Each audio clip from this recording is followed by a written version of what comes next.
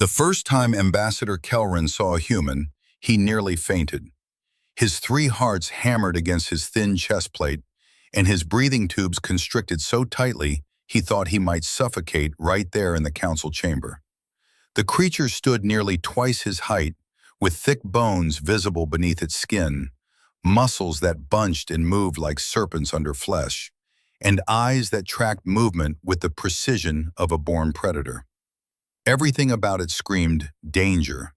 Everything about it reminded him why his people, the Velthara, had spent the last 3 centuries avoiding Deathworld species at all costs. The Velthara came from Sithara Prime, a garden world of gentle breezes and soft rains. Their gravity was a fraction of galactic standard. Their sun was kind and warm. Their predators were small and easily avoided. For millions of years, his people had evolved in comfort, developing their minds and their technology without the constant pressure of survival that shaped so many other species. They were philosophers, artists, mathematicians. They built beautiful cities of crystal and light. They had no need for violence, no understanding of brutality, no experience with the kind of raw physical power that Deathworld species possessed. When the Velthara first joined the Galactic Council 200 years ago, they learned quickly that the universe was far more dangerous than they had imagined. There were species out there that could crush a Velthara skull with one hand. Species that evolved on worlds where the gravity alone would flatten his people into paste. Species that hunted for sport, that fought for honor, that saw conflict as natural as breathing. The Council called them Deathworlders, and they made up nearly 30% of all spacefaring civilizations. Kelrin's grandmother had been part of the delegation that first proposed the Velthara Isolation Doctrine. It was simple. Avoid all contact with Deathworld species, trade only with Garden Worlders, and a select few standard gravity species that had proven themselves peaceful. Never travel to systems where Deathworlders held power. Never allow them on Velthara worlds. The doctrine had served them well.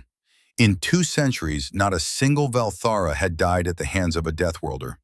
They had built a quiet, safe existence on the edges of galactic civilization. But now, standing in the Emergency Council session on Station Kepler 22, Kelrin realized that safety had been an illusion. The Vrexel swarm had changed everything. The Vrexel were machines, or had been once. Nobody knew their original creators. They swept through the galaxy in waves, consuming entire worlds, stripping them of resources, leaving nothing but dead rocks behind. They had already destroyed 17 civilized worlds in the past 6 months. Kelrin's homeworld of Sithara Prime was directly in their path. The Velthara military, such as it was, consisted of a few defensive satellites and some lightly armed patrol ships designed to handle pirates and smugglers. Against the Vrexel, they would last perhaps an hour. That was why Kelrin was here. That was why his people had broken 2 centuries of doctrine and reached out to anyone who might help them, even Deathworlders, especially Deathworlders. The human's name was Captain Sarah Chen, and she commanded the ESS Indomitable, a heavy cruiser from something called the Earth Systems Alliance. She had arrived at the station 3 days ago in response to the Velthara's desperate call for aid. She stood now at the center of the council chamber, surrounded by representatives from a dozen species, all of them staring at her with varying degrees of fear and fascination. "I understand your hesitation," Captain Chen said, her voice surprisingly soft for a creature that looked like it could tear steel with its bare hands. "I've read your files on humanity. I know what they say about Earth." Kelrin had read those files too. He had practically memorized them in the 3 days since learning that humans were coming. Earth was classified as a Class 12 death world, one of the most extreme ratings in the known galaxy. Its gravity was crushing. Its weather systems were violent beyond measure. Its native life forms included predators that could run for days without rest, swimmers that could sense electrical fields from kilometers away, and countless species of venomous creatures that could kill with a single bite. Humanity had evolved at the top of that nightmarish food chain, developing endurance, strength, and aggression that terrified gentler species. Your world, Kelrin said carefully, his translator converting his musical language into something the human could understand, is beyond our comprehension. We mean no offense, Captain, but your people are concerning to us. Captain Chen smiled, and Kelrin tried not to focus on her teeth. Even her smile showed predator features, the canines slightly pointed, designed for tearing meat. I get it, she said. You're not the first species to be scared of us. But here's the thing. The Vrexel don't care how scared you are. They don't negotiate. They don't take prisoners. They just consume. And right now your world has maybe 3 weeks before they arrive. We are aware of the timeline, said Counselor Mirthra, the eldest Valthara in the chamber. Her skin had faded to pale blue with age, and her breathing tubes whistled slightly as she spoke. What we need to understand is why you would help us. What does humanity gain from protecting a world that has deliberately avoided contact with your people? The human captain was quiet for a moment, her dark eyes scanning the faces around her. When she spoke again, her voice carried a weight that made even the other Deathworld representatives in the chamber pay attention. 6 years ago, she said, the Vrexel attacked a human colony world called New Perth. Population, 40,000, mostly farmers and miners. We didn't get there in time. By the time our fleet arrived, there was nothing left but debris and corpses. I lost my brother on New Perth, his wife, their 2 kids. She paused and Kelrin saw something flash across her face, an emotion so raw and painful that it transcended species. So that's what humanity gains, Counselor.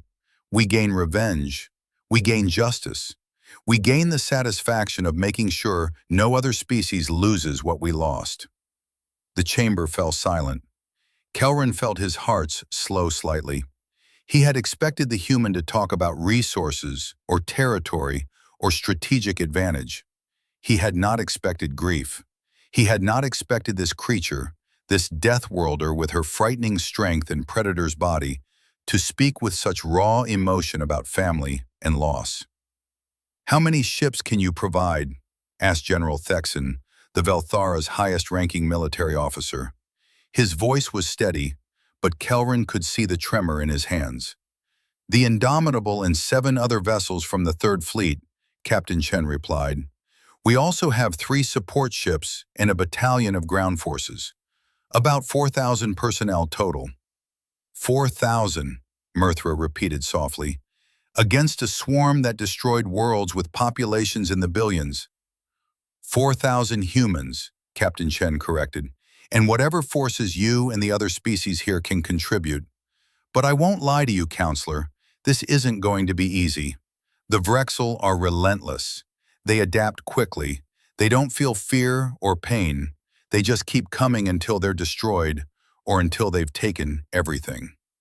Kelrin wanted to ask how 4,000 soldiers from any species could make a difference against such odds. He wanted to point out that the Valthara had nothing to offer in terms of military strength. But looking at Captain Chen, at the set of her jaw and the steadiness in her eyes, he found himself believing that maybe, just maybe, there was a chance. What do you need from us? He asked. The human captain pulled up a holographic display showing Cythera Prime in the surrounding space. First, I need a complete survey of your defensive capabilities. Everything you have, even if it seems useless. Second, I need to know the terrain. Every city, every installation, every natural feature that might give us an advantage. Third, I need your people to trust me. I know we're scary. I know we make you uncomfortable. But if we're going to do this, I need you to follow my orders when it matters. You want us to place the defense of our entire world in the hands of Deathworlders? Mirthra said slowly. Yes, Captain Chen replied without hesitation. Because Deathworlders are exactly what you need right now. The Vrexel are coming to destroy you. You can't philosophy your way out of that. You can't art your way out of it. You need fighters. You need warriors. You need people who understand violence and aren't afraid to use it. She leaned forward slightly, her eyes locked on Mirthra. You need humans. The silence stretched for what felt like an eternity. Kelrin looked at Mirthra, at General Thexan, at the other Velthara representatives. He saw fear in their faces, but he also saw something else. Hope. Very well, Mirthra said finally. The Velthara place themselves under your protection, Captain Chen. May your ancestors guide you to victory. The human captain straightened, and for the first time since entering the chamber, she smiled with what looked like genuine warmth. We don't believe much in ancestors, she said, but we believe in each other. That'll be enough. As the council session ended and the various representatives began to file out, Kelrin found himself approaching the human captain. Up close, she was even more intimidating, her broad shoulders and thick bones making him feel like a child standing next to an adult. But he forced himself to speak. Captain Chen, he said quietly, I must ask you something. She looked down at him, her expression patient. Go ahead. Why did you smile when Counselor Mirthra accepted your help? You smiled as if you were happy, but this situation is dire. We may all die in the coming battle. The human's smile returned, but it was different now. It had an edge to it, something fierce and wild that made Kelrin's instincts scream at him to run. I smiled, Captain Chen said, because the Vrexel have been having things their own way for too long. They've been crushing peaceful species, destroying worlds that can't fight back. But now they're coming to a world that's under human protection, and we're going to teach them what happens when you threaten something we've decided to defend. She placed a hand on his shoulder, and despite his fear, Kelrin found the gesture oddly comforting. Get some rest, Ambassador, she said. We have a lot of work to do, and I'm going to need you alert. Tomorrow, I'll show you what humans can do when we put our minds to something. As she walked away, Kelrin stood there in the empty chamber, his heart's beating a confused rhythm. For the first time in his life, he found himself grateful that Deathworlders existed. He just hoped that gratitude wouldn't turn to regret. The next morning, Kelrin arrived at Docking Bay 7 to find it transformed into what Captain Chen called a war room. Humans moved with purposeful efficiency, setting up holographic displays, organizing equipment crates, and coordinating with ships in orbit. The noise level alone was overwhelming to Kelrin's sensitive hearing. These creatures seemed incapable of doing anything quietly. Ambassador Kelrin! A young human male waved him over. This one had sandy hair and a wide grin that somehow made him look even more predatory than Captain Chen. I'm Lieutenant David Park, Captain Chen's tactical officer. She asked me to brief you on our defensive strategy. Kelrin approached cautiously, noting how the other humans in the bay barely glanced at him. They were so focused on their tasks that his presence seemed irrelevant. It was both insulting and oddly reassuring. I must admit, Kelrin said, I know very little about military strategy. The Velthara have not fought a war in over 1,000 years. Lieutenant Park's grin somehow grew wider. That's okay. That's why we're here. Let me show you what we're planning. The holographic display showed Cythera Prime rotating slowly, its surface marked with hundreds of indicators. Kelrin recognized his homeworld's major population centers, the manufacturing districts, the agricultural zones. But there were new markers now, red ones that indicated human positions. The Vrexel typically attack in 3 waves, Park explained, manipulating the display to show simulated enemy movements. First wave is scouts and probes. They map defenses and look for weaknesses. Second wave is the main assault. Thousands of combat units designed to overwhelm defenders through sheer numbers. Third wave is the harvesters, the ones that actually strip the planet of resources. How do we stop them? Kelrin asked, though he wasn't sure he wanted to hear the answer. We don't stop all of them, Park said bluntly. We can't, but we don't need to. We just need to make the cost of taking your world higher than the value of its resources. The Vrexel are machines. They calculate odds and resource expenditure. If we can destroy enough of them, they'll move on to an easier target. The casual way the human discussed destruction and death made Kelrin's skin flush with discomfort, but he forced himself to listen as Park continued. We're setting up three primary defensive lines. The first is in orbit, using your satellites and our ships to create a kill zone. We've already started modifying your satellites, adding human weapons and shielding. The second line is atmospheric. We're positioning ground-to-air batteries at key locations around your major cities. The third line is urban defense. If the Vrexel make it to the surface, we'll have to fight them street by street. Street by street, Kelrin repeated weakly. The thought of battle in his cities, in the beautiful crystal structures his people had built over centuries, was almost too much to bear. Park must have noticed his distress, because his expression softened slightly. Look, Ambassador, I know this is hard, but Captain Chen is the best tactical officer in the fleet. If anyone can save your world, it's her. And between you and me, he leaned in slightly, his voice dropping to what he probably thought was a whisper, but still sounded loud to Kelrin's ears. She's really pissed off at the Vrexel. When the captain gets personal about something, things tend to work out. Over the next few days, Kelrin watched the humans work with a mixture of awe and terror. They moved with a speed and intensity that no Velthara could match. They lifted equipment that should have required machinery. They worked for hours without rest, their endurance seemingly limitless. And when they trained, when they practiced their combat drills, Kelrin saw why Deathworlders were so feared. He watched a human sergeant named Jessica Wilson lead her squad through close-quarters combat training. They moved like predators, their bodies flowing from stance to stance with deadly grace. They struck training dummies with enough force to dent the reinforced materials. They reacted to threats with speeds that seemed impossible, their reflexes honed by millions of years of evolution on a world that punished the slow and weak. But what truly surprised Kelrin was their teamwork. He had expected humans to be savage individualists, each one a lone hunter. Instead, he saw soldiers who moved as one unit, who communicated with just a glance or gesture, who trusted each other with their lives without hesitation. They were a pack, he realized. For all their individual strength, they were strongest together. They're beautiful, aren't they? A voice said beside him.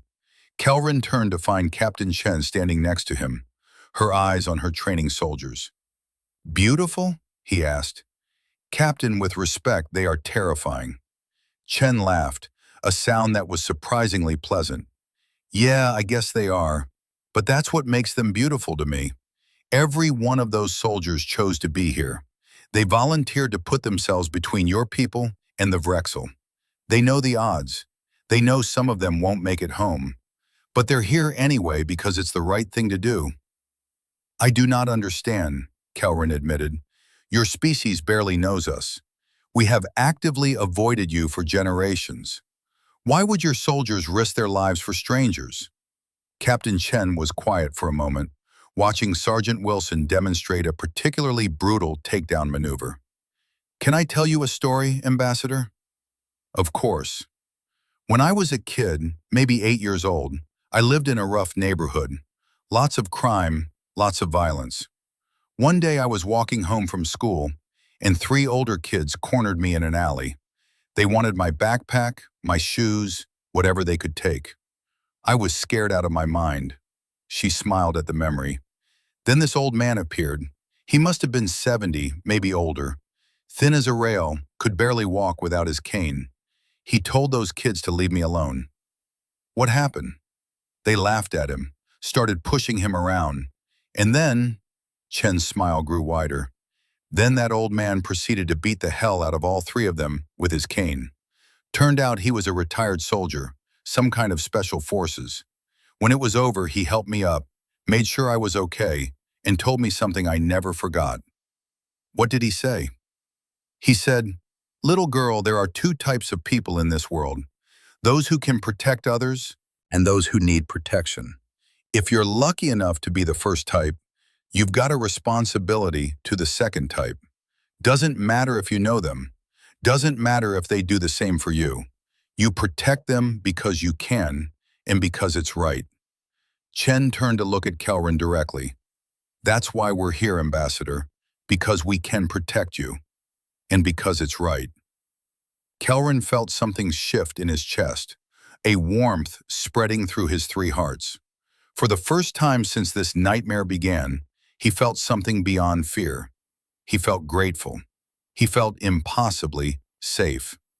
Thank you, Captain, he said softly, for everything. Don't thank me yet, Chen replied. The Vrexel will be here in 10 days. The real work is about to begin. The next week passed in a blur of activity. More human ships arrived, along with vessels from other species who had decided to join the defense. The Krynoth, a reptilian species from a high-gravity world, sent 2 battle cruisers. The Mechstar Collective, arthropod warriors known for their tactical brilliance, contributed a fleet of fast attack ships. Even a few Garden World species sent what support they could: supply ships, medical personnel, technicians. The news of humanity's involvement had spread through the Council, and it seemed that other species were willing to fight if humans were leading the charge. Kelrin found himself working closely with Captain Chen and her staff, helping them understand Velthara culture and geography. He showed them the crystal cities, explained how his people's structures were built to channel light and sound in aesthetically pleasing ways, but offered almost no defensive value. He pointed out the vast agricultural plains that fed billions, the water purification centers that could be easily sabotaged, the power stations that kept the cities running. Your world is indefensible, Lieutenant Park said bluntly during one planning session. No offense, Ambassador, but your people built a paradise, not a fortress. We never imagined we would need a fortress, Kelrin replied sadly. Well, we're going to build you one anyway, Captain Chen said, marking positions on the holographic display. We'll use terrain to our advantage where we can. These mountain ranges in the northern continent will serve as natural choke points. The ocean between the southern islands will limit their approach vectors. And your cities, as fragile as they are, can be turned into traps if we're clever about it. Traps? Kelrin asked nervously. The Vrexel will expect us to defend your cities directly, Chen explained. Instead, we'll let some of them in. Then we'll collapse the entry points and destroy them in enclosed spaces where they can't use their numbers advantage. It means some damage to your structures, but it's better than losing the whole city. General Thexan, who had been silently observing the planning, finally spoke. Captain Chen, I must ask a difficult question. What are our chances of success? The human captain didn't answer immediately. She studied the display, her expression thoughtful. When she finally spoke, her voice was measured and honest. If everything goes perfectly, maybe 60%. Realistically, 40%, maybe less. The Vrexel have the numbers. They have the momentum. They've been doing this for years, and they're good at it. We have surprise, better tactics, and more motivation. It'll come down to execution and a little bit of luck. 40%, Thexan repeated. His skin had gone pale. Those are not good odds, Captain. No, Chen agreed. They're not, but they're better than the 0% you had before we arrived. And I promise you this, General, my people don't know how to quit. We'll fight until we win, or until there's nothing left to fight with. That's the human way. On the 8th day, the first Vrexel scout ships appeared at the edge of the system. Kelrin was in the command center aboard the Indomitable when the sensors detected them. Alarms blared and humans rushed to their stations with practiced efficiency. Captain Chen stood at the center of it all, calm and focused, issuing orders in rapid-fire succession. All ships to battle stations. Launch fighter screens. Get me a tactical analysis of those scouts. I want to know their capabilities before we engage. Kelrin watched the main display as small dots representing Vrexel ships moved through space. They were fast, darting in seemingly random patterns as they scanned and probed the defensive lines. The human and allied ships moved to intercept, forming a web of overlapping fire zones. "Captain," Lieutenant Park called out, "scouts are breaking into 3 groups. Looks like they're trying to map our full defensive perimeter." "Let them," Chen said, "but make sure they see what we want them to see. Move the Krynov battlecruisers into their line of sight. I want them to know we have heavy hitters." "Won't that reveal our strength?" Kelrin asked nervously. Chen smiled that fierce smile he was beginning to recognize. "Ambassador, in warfare, information is currency. Right now, the Vrexel are trying to figure out what they're up against. We're going to feed them information that makes them think in specific ways. We'll show them strength in some areas, weakness in others. We'll guide their thinking so that when they attack, they'll do it where and how we want them to." Over the next hour, Kelrin watched a careful dance unfold. The human ships and their allies moved through space with purpose, always staying just out of range of the Vrexel scouts, but making sure they were seen. The scouts probed and scanned, gathering data to send back to the main swarm. And Captain Chen orchestrated it all like a conductor leading an orchestra, her commands precise and confident.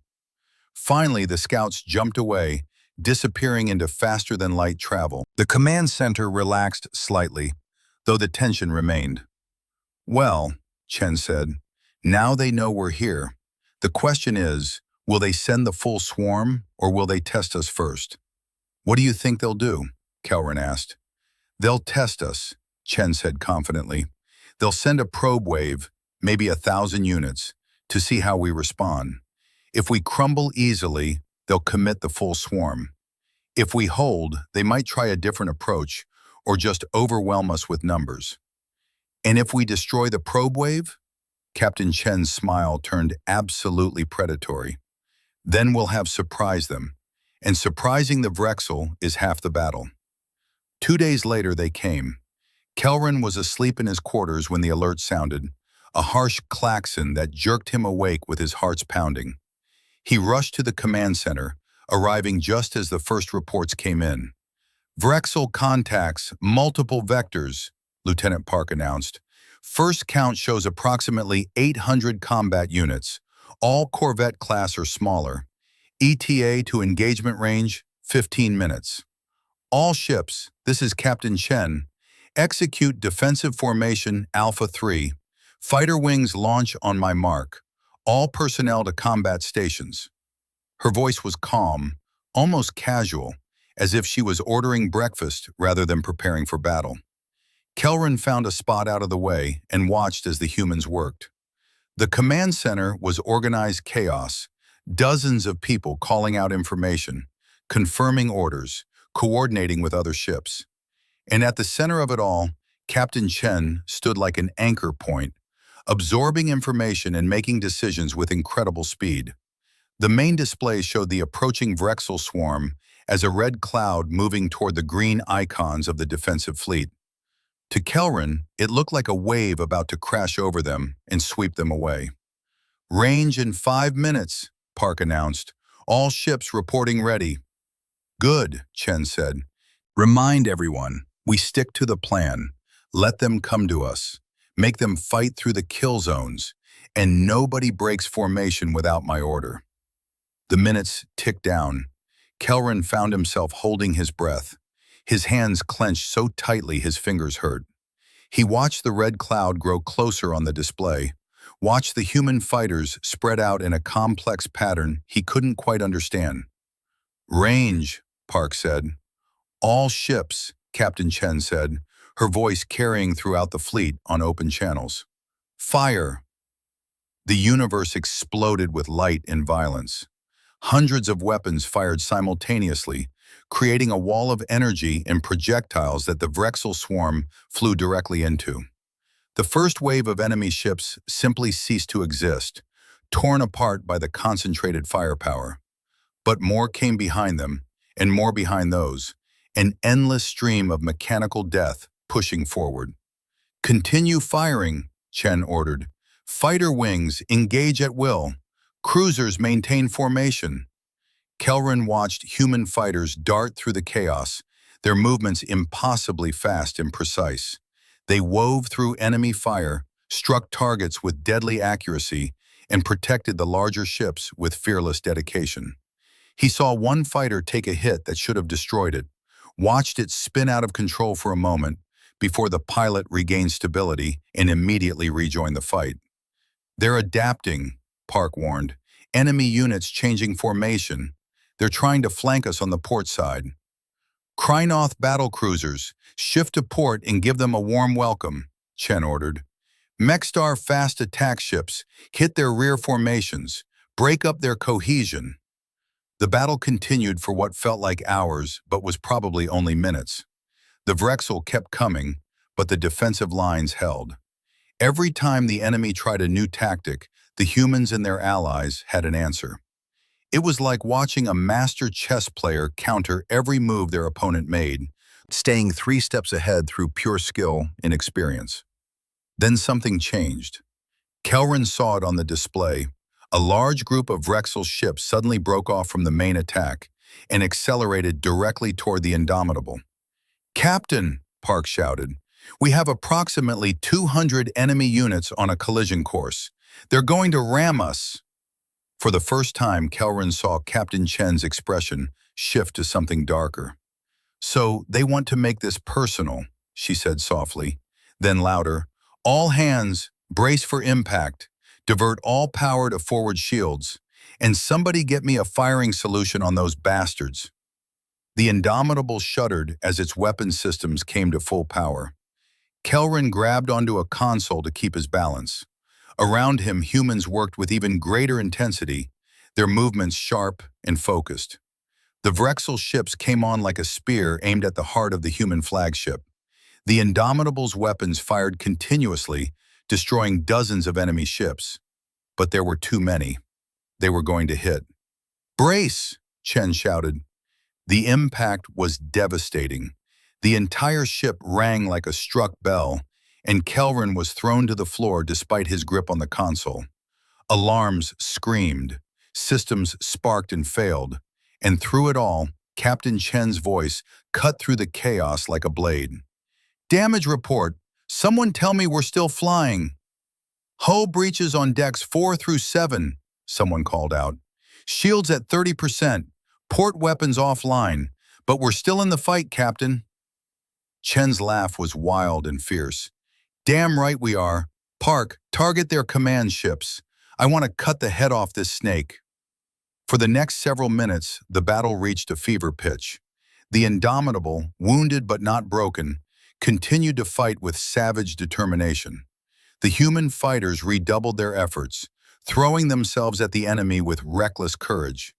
And slowly, incredibly, the tide began to turn. The Vrexel swarm started to thin. Their attacks became less coordinated. And then, as if some invisible signal had been given, they began to retreat. "Enemy contacts withdrawing," Park announced, his voice tinged with disbelief. "They're jumping out. We won. Captain, we won." The command center erupted in cheers. Humans hugged each other, shouted in victory, laughed with relief and joy. Even Captain Chen allowed herself a smile, though her eyes remained fixed on the tactical display. "Status report," she ordered, her voice cutting through the celebration. "I want casualty counts from all ships, damage assessments, and someone tell me how many of those bastards we took down." As the reports came in, Kelrin slowly stood up, his legs shaking. They had won. Against impossible odds, against a swarm that had destroyed entire worlds, they had won. And it was because of these humans, these terrifying Deathworlders with their strength and their courage and their absolute refusal to give up. Captain Chen noticed him and walked over, her armor scored and her face smudged with soot from a console that had sparked too close. "You okay, Ambassador?" Kelrin struggled to find words. "You did it. You actually did it." "We did it," Chen corrected. "All of us together. And that was just the probe wave, remember? The real fight is coming. But now they know what they're up against. Now they know that Cythera Prime isn't defenseless." She placed a hand on his shoulder again, and this time Kelrin didn't flinch. "Get some rest, Ambassador. We have a few days before they come back, and we're going to need that time to repair and prepare. But when they return, we'll be ready. As Kelrin made his way back to his quarters through the damaged corridors of the Indomitable, passing human crew members working tirelessly to repair systems, he realized something fundamental had changed. He was still afraid of humans. They were still Deathworlders, still creatures of violence and strength that his people could never match. But now he understood that those very qualities, the ones that made them so frightening, were exactly what stood between his people and annihilation. The Vrexel would return, of that he had no doubt, but they would return to a world defended by humans, and Kelvin was beginning to think that might be enough. The victory celebration was short-lived.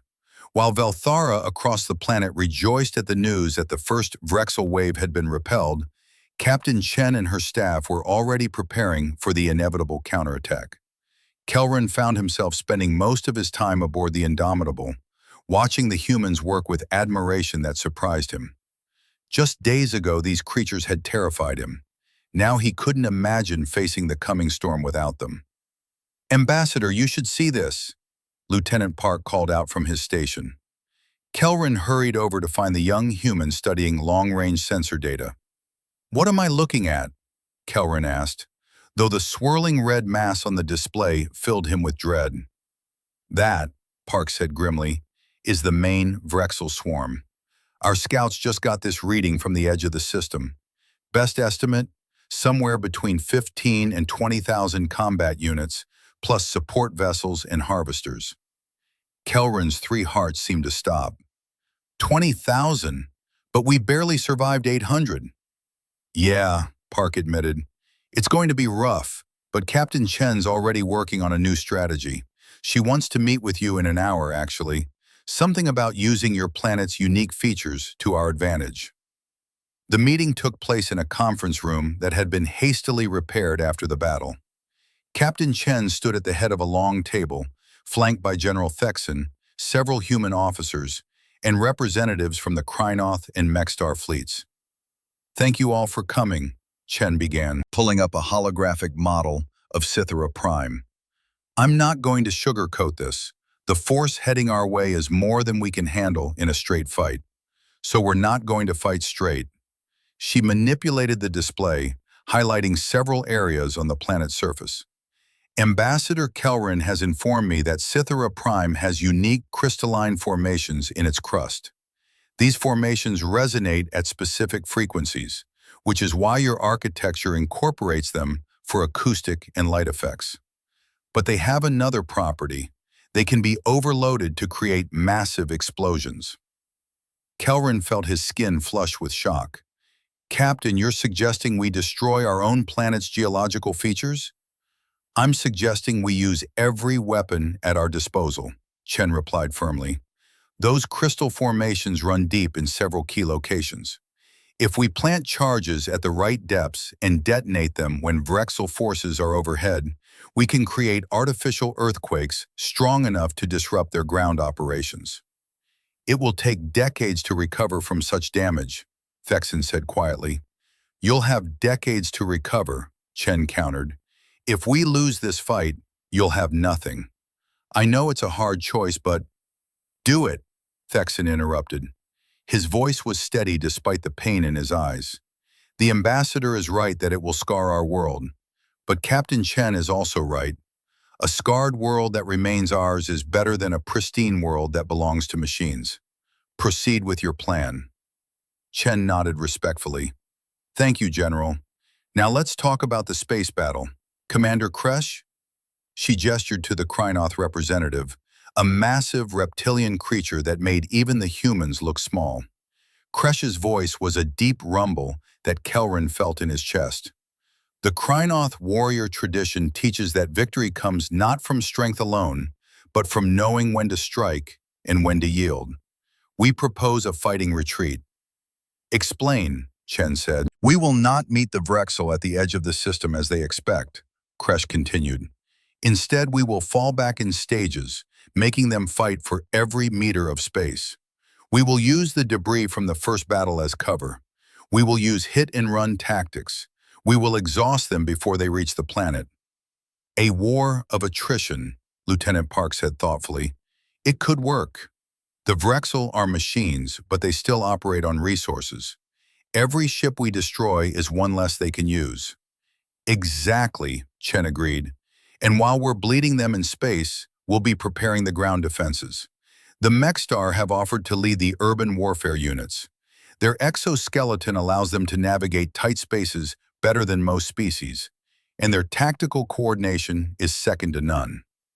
The Mechstar representative, a being that looked like a cross between a praying mantis and a spider, clicked its mandibles in agreement.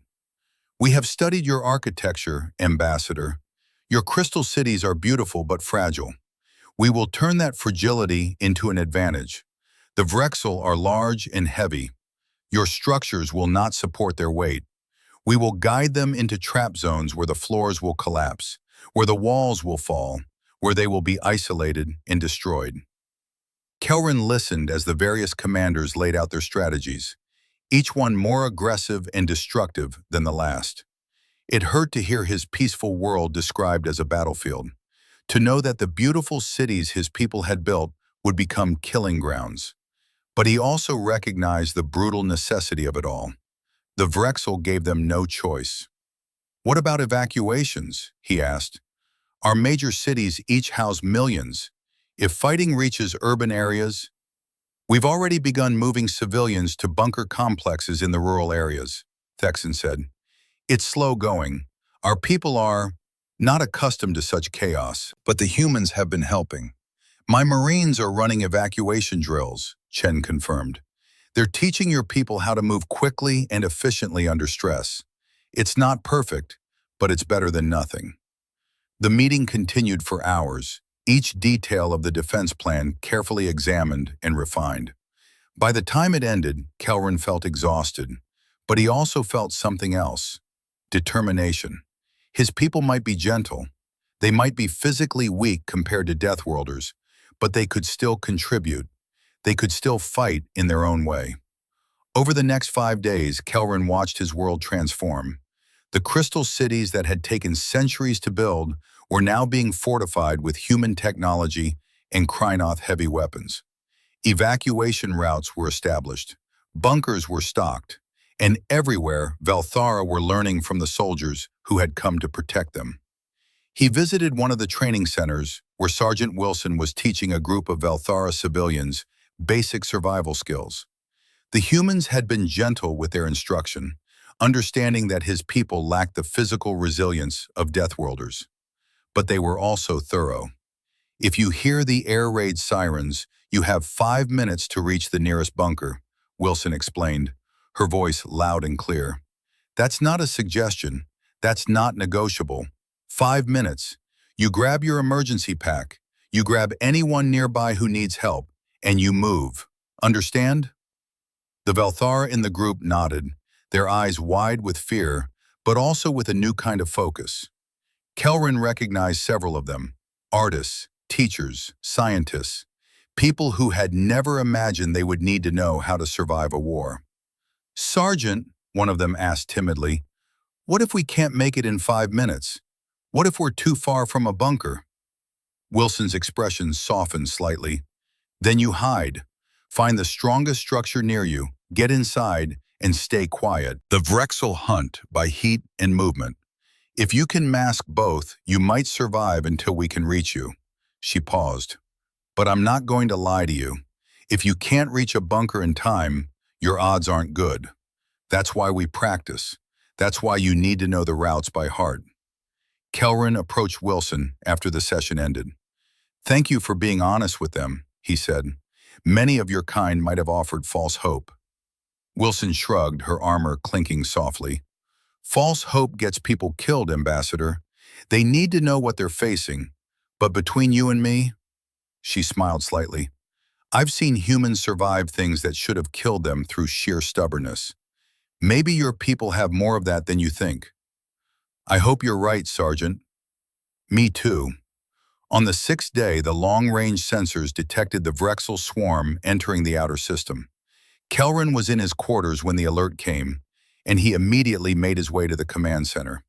The atmosphere was tense but controlled. Every human was at their station, their faces set with grim determination. "Status," Captain Chen ordered as soon as she arrived, still fastening her armor. "Swarm count confirmed at approximately 18,000 combat units," Lieutenant Park reported. "They're advancing in a standard assault formation. ETA to first engagement zone, 30 hours. 30 hours, Chen repeated quietly. She turned to address the entire command center. "All right, people, this is it.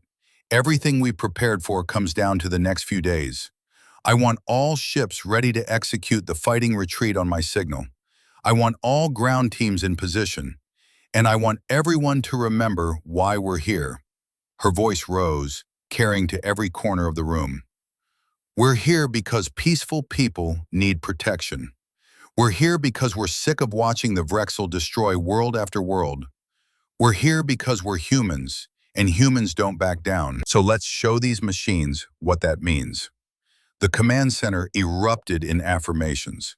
Kelrin felt the energy in the room, the absolute conviction that somehow, some way, they would win. It was intoxicating and terrifying in equal measure. The next 30 hours passed in a blur of final preparations. Ships were repositioned. Weapons were checked and rechecked. Messages were sent to loved ones light years away, just in case. Kelrin found himself walking through the Indomitable's corridors, observing the humans as they prepared for battle. He stopped by the fighter bay, where pilots were performing last-minute maintenance on their craft. A young woman with short black hair and scarred hands noticed him watching. "Can I help you, Ambassador?" she asked. "I was just observing," Kelrin admitted. "You're about to fly into a battle where you are outnumbered by an enormous margin. Yet you seem calm." The pilot laughed. "Calm? I'm terrified. But that's normal. Fear keeps you sharp, keeps you alert. The trick is not letting it control you." She patted her fighter's hull affectionately. "Besides, I've got the best ship in the fleet and the best squadron behind me. That counts for something." "Do you truly believe you can win?"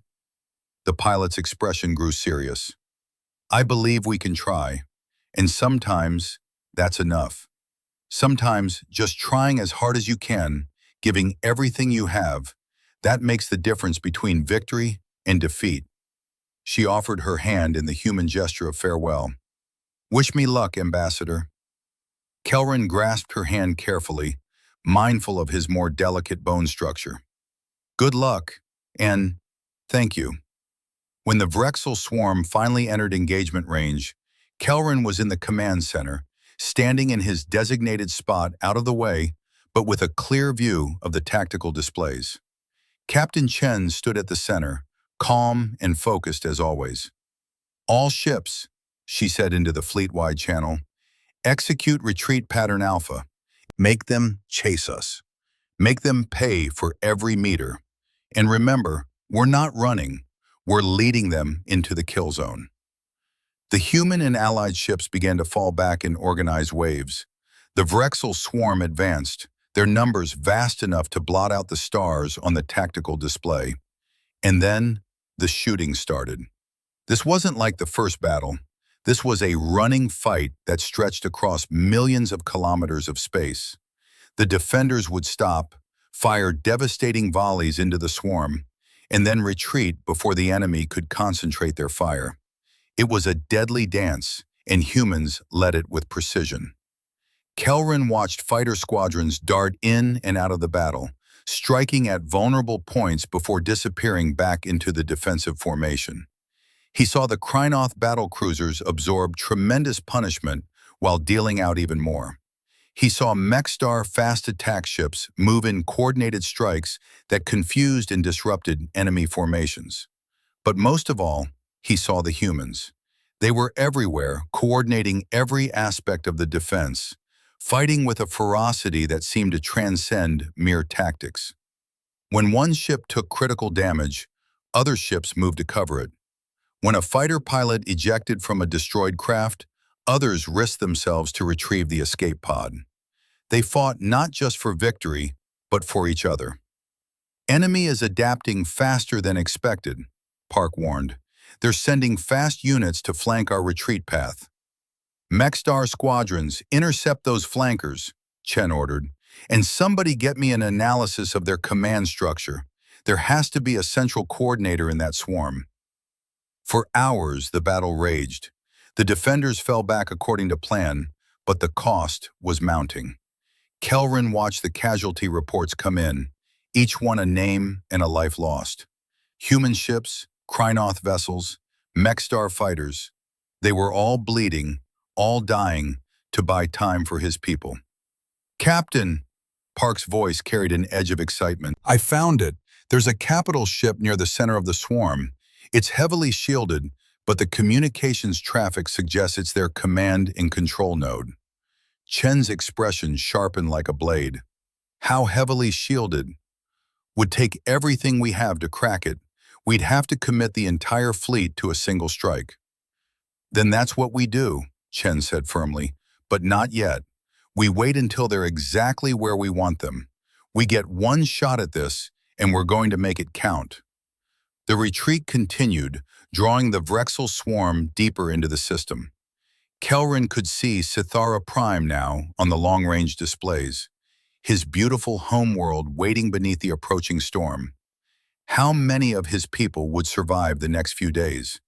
How many would see their cities again? "Captain," Thexen's voice came over the communicator. "Ground forces report ready. All civilians have been evacuated from primary target zones. We await your order." "Acknowledged, General. Stand by." The swarm drew closer. 10 million kilometers, 5 million, 1 million. They were approaching the orbit of Sithara Prime, their numbers barely diminished despite the running battle. Kelrin could see them now with the ship's external cameras. Thousands upon thousands of dark shapes blotting out the stars, relentless and merciless. "Captain," Park said quietly, "the command ship is entering optimal firing range. If we're going to do this—" "I know," Chen interrupted. She took a deep breath, her eyes scanning the tactical display one last time. Then she opened the fleet-wide channel. "All ships, this is Captain Chen. Target package is the enemy command vessel. Coordinates uploading now. This is an all-or-nothing strike. We go in fast, we hit them hard, and we don't stop until that ship is debris. For everyone who's lost their home to these bastards. For everyone who's counting on us. For humanity and all our allies. Attack!" The entire defensive fleet surged forward as one. Every weapon system fired simultaneously, creating a concentrated beam of destruction that lanced through the Vrexel swarm like a spear. Enemy ships exploded by the dozens as the Allied forces punched through their formation. And at the center of it all, the Indomitable led the charge, Captain Chen's voice ringing through the command center. "Maintain course, all power to forward shields. We're going right down their throat." Kelrin held onto his console as the ship shook from impacts. Alarms screamed, systems failed, people shouted reports over the chaos. But through it all, the fleet kept pushing forward, kept fighting, kept driving toward that one crucial target. The enemy command ship tried to retreat, but it was too late. Surrounded by its own swarm, it had nowhere to run. The combined firepower of dozens of ships hammered its shields, each impact weakening them further. And then, with a brilliant flash of light, the shields failed. "Target is exposed," Park shouted. "All ships, fire for effect." The command ship died in a bloom of fire and debris, and with it died the coordination of the entire Vrexel swarm. Suddenly, the enemy ships moved without purpose, their tactics dissolving into chaos. They continued to fight, but now they were individuals rather than a unified force. "Now," Chen roared, "all ships, maximum firepower, break their formation, drive them away from the planet." What followed was less a battle and more a slaughter. The disorganized Vrexel were picked apart by coordinated Allied forces. They tried to regroup, tried to establish new command structures, but every time they did, human and Allied ships were there to disrupt them. The swarm began to fragment, with entire sections breaking off and jumping away to escape the onslaught. 6 hours after the strike began, Lieutenant Park made the announcement everyone had been waiting for. Enemy contacts jumping out of the system. Swarm is in full retreat. Remaining hostile units number less than 1,000. Captain, we did it. We actually did it. This time, Captain Chen let the celebration happen. The command center erupted in cheers, and even she allowed herself a genuine smile. But her eyes found Kelrin, and in them he saw not just relief, but a question. "Your world is safe, Ambassador," she said softly. "The ground battle never even started. The Vrexel will think twice before coming back here." Kelrin felt his legs give out. He sank to the floor, his 3 hearts pounding so hard he thought they might burst. Safe. His world was safe. His people would survive.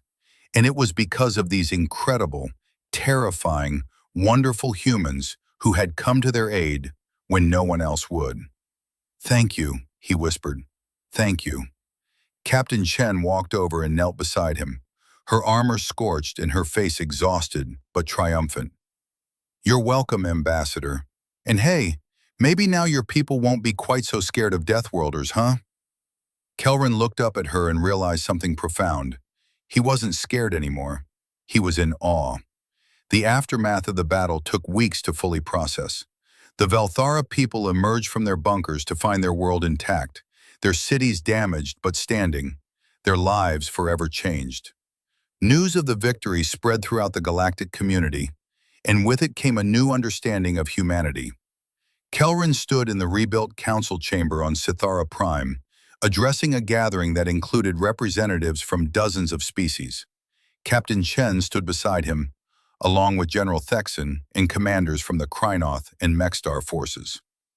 "For 200 years, Kelrin began, his voice carrying through the chamber's acoustic crystals, my people lived in fear of Deathworlders. We saw only their strength, their capacity for violence, their alien nature. We isolated ourselves, believing that safety lay in avoiding those who were different from us." He paused, looking at Captain Chen. "We were wrong. Yes, humans are strong. Yes, they come from a world that would kill us in minutes. Yes, they possess the capacity for terrible violence.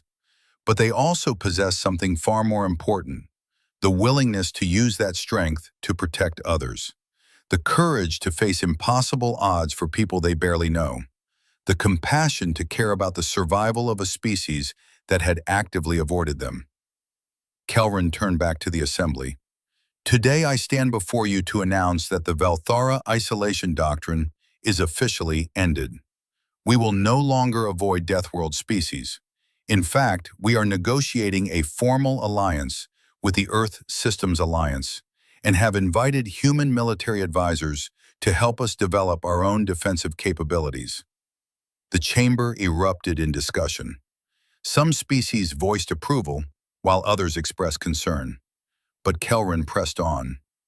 "I know this is frightening for many of you," he said. "Humans can be intimidating. All Deathworlders can be. But we have learned something crucial. Strength is not inherently evil. Violence is not inherently wrong. What matters is how that strength is used, and in whose service that violence is deployed. The humans could have ignored our call for help. They could have demanded payment we couldn't afford. They could have conquered us while we were weak. Instead, they defended us. They bled for us. They risked their lives for strangers. That is not something to fear. That is something to celebrate." Captain Chen stepped forward, and the chamber quieted to hear her speak.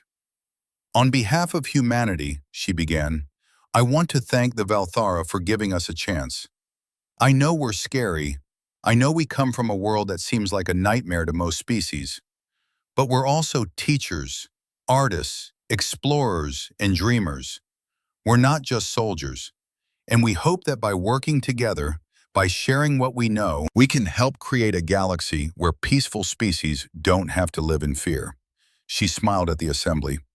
"Plus, I've grown pretty fond of your crystal architecture. It's beautiful.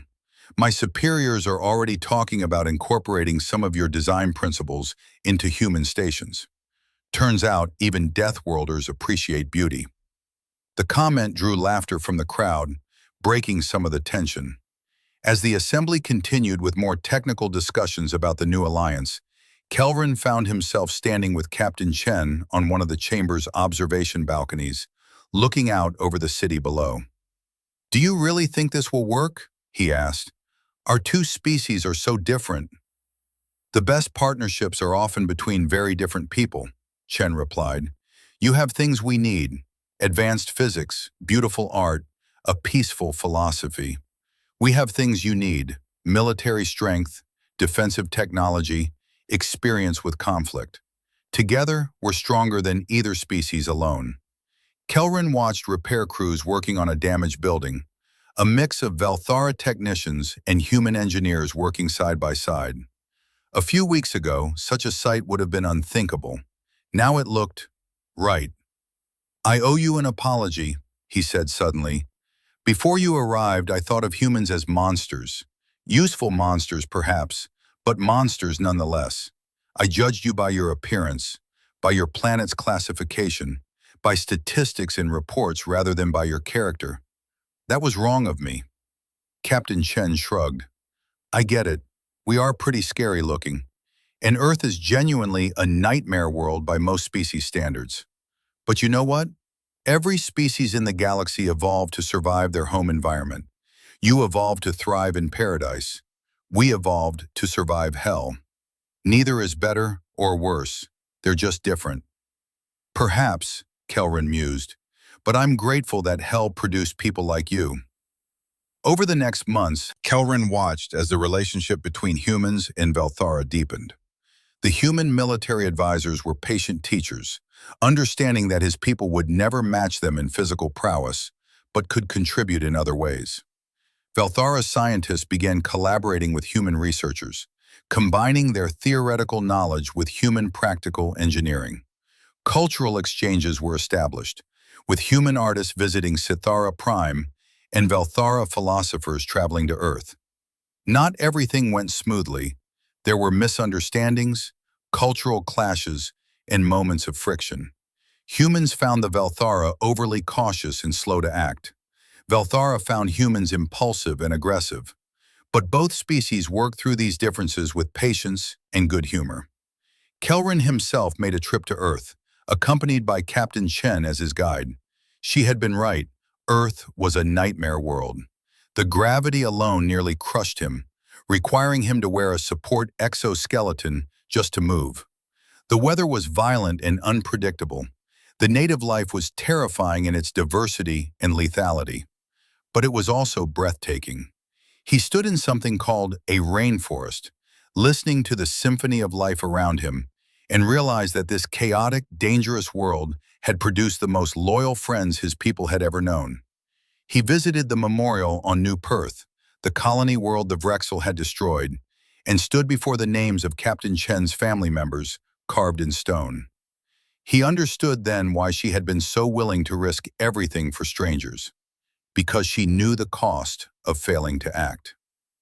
Back on Sithara Prime, Kelvin was promoted to the newly created position of Director of Interspecies Relations. His first act was to establish a formal cultural exchange program, not just with humans, but with all Deathworld species willing to participate. His second act was to commission a monument in the capital city. The monument was unveiled on the anniversary of the battle that had saved their world. It stood 30 meters tall, carved from the same crystal that made up much of their architecture. But the design was unlike anything else on Sithara Prime. It showed a Valthara standing back to back with a human, both looking outward with determination.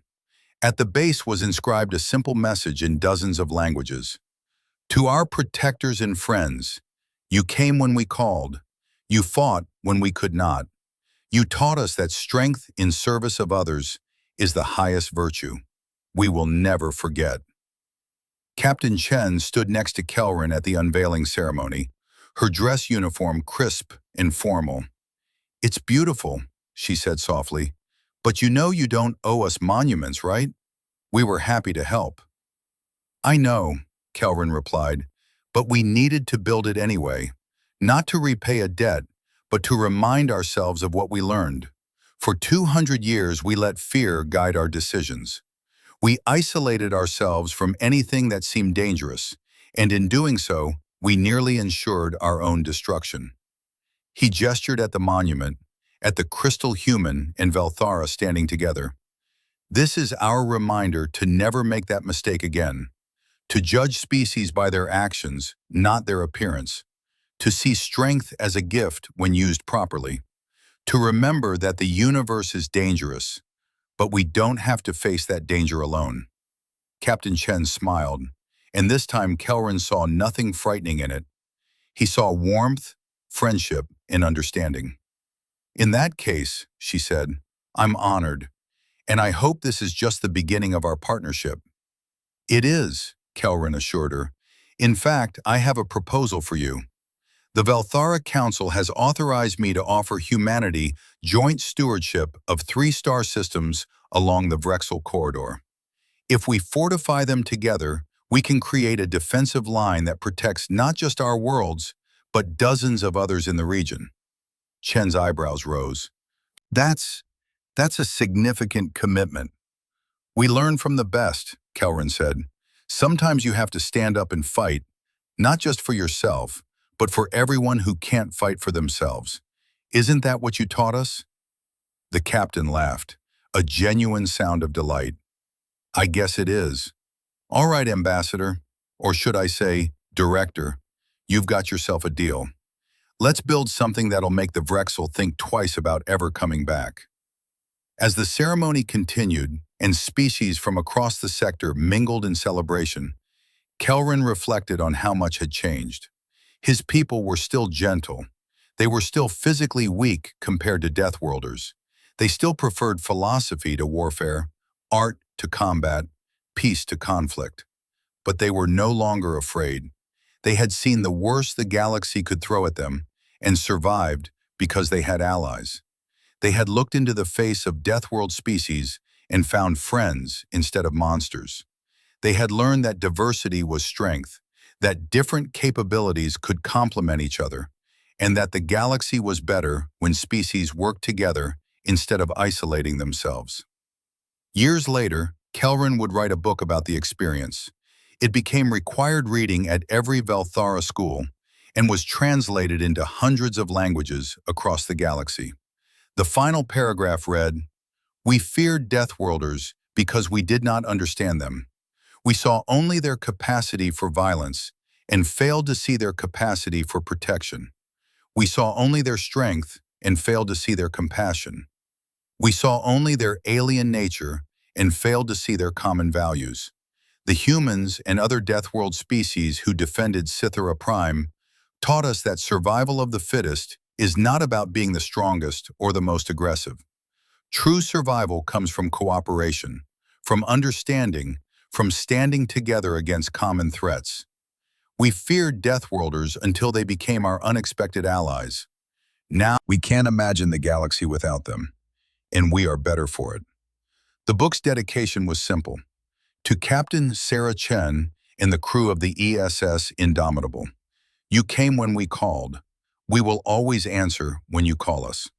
And on a small shelf in her office on Earth, Captain Chen kept a crystal sculpture that Kelrin had given her personally. It was simple but beautiful. 2 figures standing together, one tall and strong, one small and delicate, both looking up at the stars with hope and determination. Beneath it was a plaque with a human phrase that Kelrin had learned to love. United we stand. In the end, that was what mattered. Not their differences, but their unity. Not their fears, but their courage. Not their individual weaknesses, but their collective strength. The galaxy was a dangerous place, full of threats and challenges that no single species could face alone. But together, standing united, they could face anything. Even a species that had feared Deathworlders could find strength in alliance with them. Even warriors from a nightmare world could show gentle kindness to those they protected. And even in the darkest times, when extinction seemed inevitable, Hope could be found in the most unexpected places. The Velthara had learned these lessons the hard way, through fire and battle and loss, but they had learned them well, and they would never forget them. The universe was vast and often cruel, but it was also full of potential allies, potential friends, and potential heroes waiting to answer the call when peaceful species needed them most. The Velthara had been lucky that humans were among them, and in time they worked to ensure that no other peaceful species would have to face the darkness alone. The alliance that began in desperation became a beacon of hope for the galaxy. And it all started because one species was willing to look past their fear and give Deathworlders a chance. Because sometimes the monsters you fear become the heroes you need. And sometimes those who seem most different from you become your truest friends.